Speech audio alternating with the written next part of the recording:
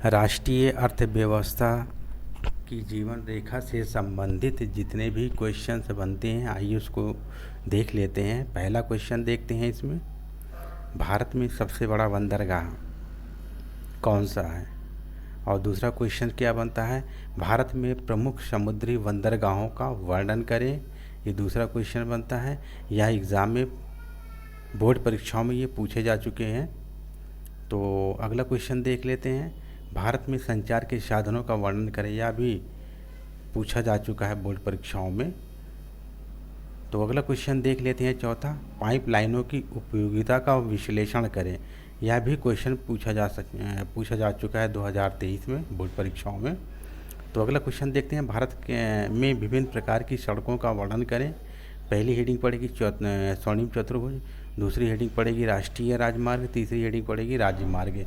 यह भी एग्ज़ाम में पूछा जा चुका है। तो लगभग इसमें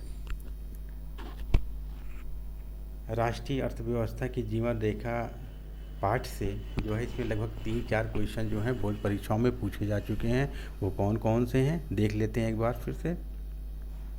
भारत में समुद्री बंदरगाहों का उल्लेख करें, यह भी पूछा जा चुका है।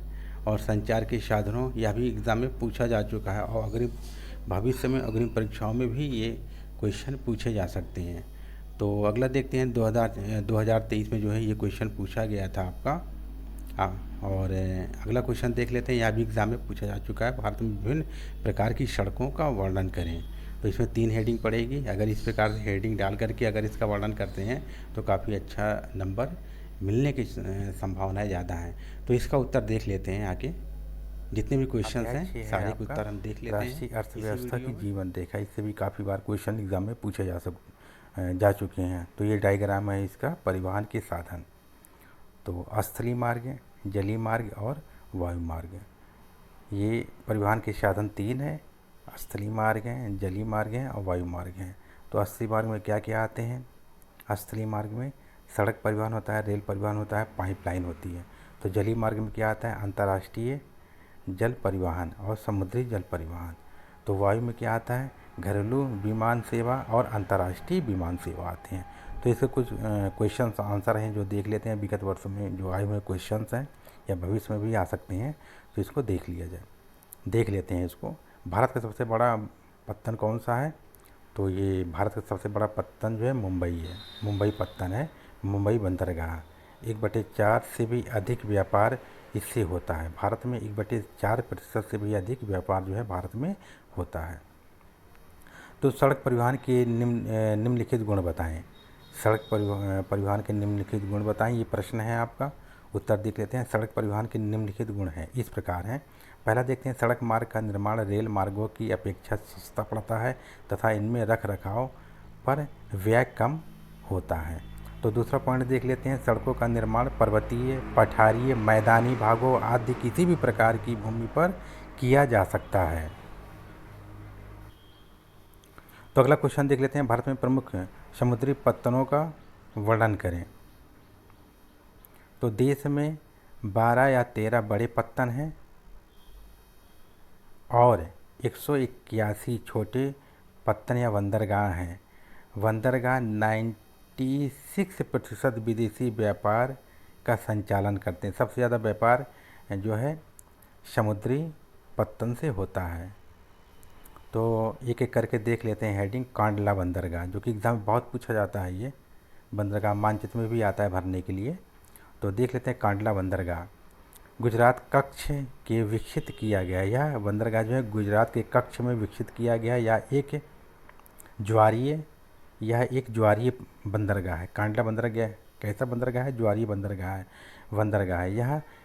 यह बंदरगाह जम्मू कश्मीर, हिमाचल प्रदेश, पंजाब, हरियाणा, राजस्थान, गुजरात आदि औद्योगिक एवं खाद्य पदार्थों का आयात या निर्यात करता है। तो अगला देख लेते हैं बंदरगाह विशाखापट्टनम। यह बंदरगाह आंध्र प्रदेश का सबसे गहरा पत्तन है। विशाखापट्टनम क्या है? सबसे गहरा पत्तन है। यह भी एग्जाम में पूछ सकता है, सबसे गहरा पत्तन कौन सा है? विशाखापट्टनम।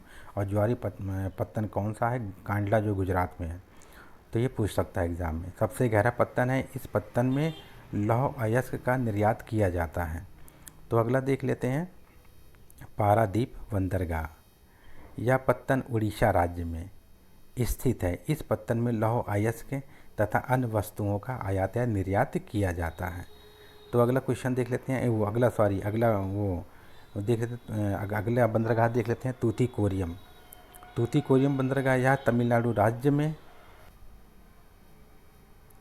स्थित है। यह बंदरगाह अपने पड़ोसी देशों के भिन्न भिन्न वस्तुओं का व्यापार संचालित करता है। तो अगली हेडिंग देख लेते हैं चेन्नई बंदरगाह। यह तमिलनाडु राज्य में स्थित है। यह देश का प्राचीनतम कृत्रिम बंदरगाह है। यह व्यापार के मामले में भारत में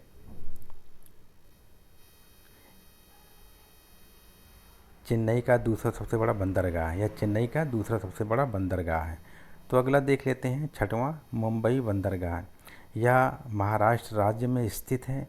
इस बंदरगाह में भी व्यापार किया जाता है और इस पत्तन के कुछ दूर पर एक और बंदरगाह स्थापित किया गया है जिसका नाम है जवाहरलाल नेहरू बंदरगाह। कभी कभी ये मानचित्र पूछ लेता है कि कौन सा बंदरगाह है जो मुंबई के निकट जो है स्थापित किया गया है, तो वो कौन सा बंदरगाह है? जवाहरलाल नेहरू बंदरगाह के नाम से एक बंदरगाह बनाया गया है जो मुंबई बंदरगाह के कुछ दूर पर स्थित है। तो अगला देखते हैं मारमागाओ बंदरगाह। मरमागाओ बंदरगाह। यह बंदरगाह गोवा राज्य में स्थित है। लौह अयस्क के निर्यात के लिए यह महत्वपूर्ण बंदरगाह है। यहाँ से कुल निर्यात का आधा लौह अयस्क का निर्यात यहाँ से किया जाता है। कहाँ से? मारमागाओ बंदरगाह से जो है आधा लौह का अयस्क निर्यात जो है किया जाता है। तो अगला देखते हैं न्यू मैंगलोर बंदरगाह। तो यह बंदरगाह कर्नाटक राज्य में स्थित है। यहाँ से अधिक लौह अयस्क तथा अन्य वस्तुओं का निर्यात किया जाता है। अगला क्वेश्चन देख लेते हैं, भारत में संचार के साधनों का वर्णन करें। यह भी क्वेश्चन एग्जाम में पूछा गया है कई बार। तो देख लेते हैं उत्तर इसका। भारत में संचार के निम्नलिखित साधन है। पहला है डाक तार सेवाएँ।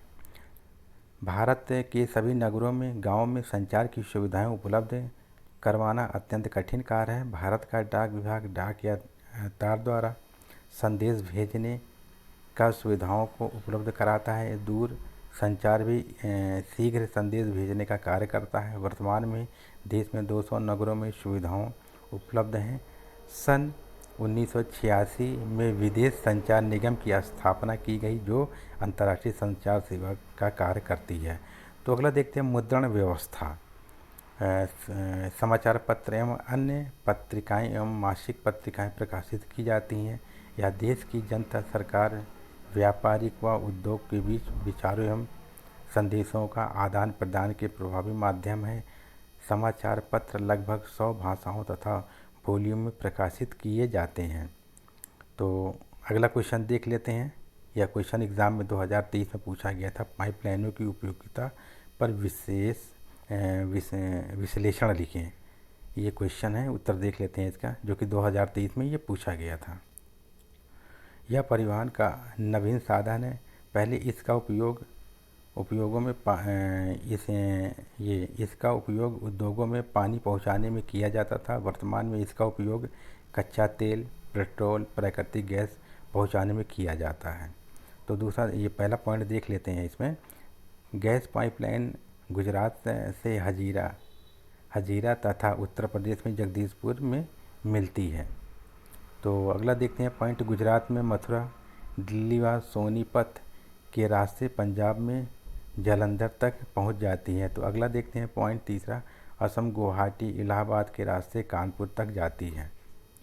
तो अगला क्वेश्चन देख लेते हैं जो बहुत महत्वपूर्ण है, भारत में विभिन्न प्रकार की सड़कों का वर्णन करें।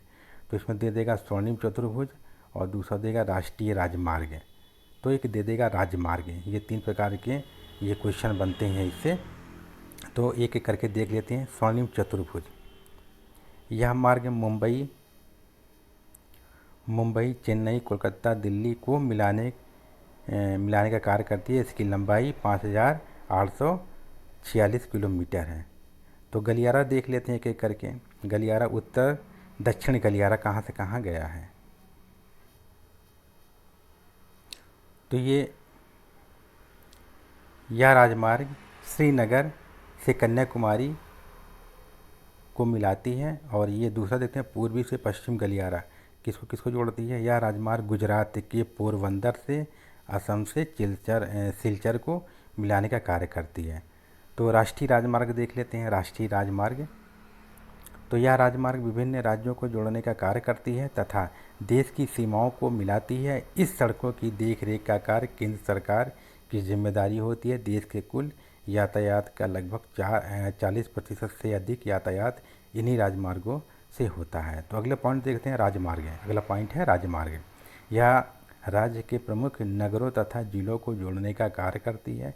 इस सड़कों की देखरेख का कार्य राज्य सरकार करती है। तो अगला पॉइंट है जिलों एवं गाँव की सड़कें। जिलों की सड़कें तहसील तथा कस्बे को जोड़ने का कार्य करती है।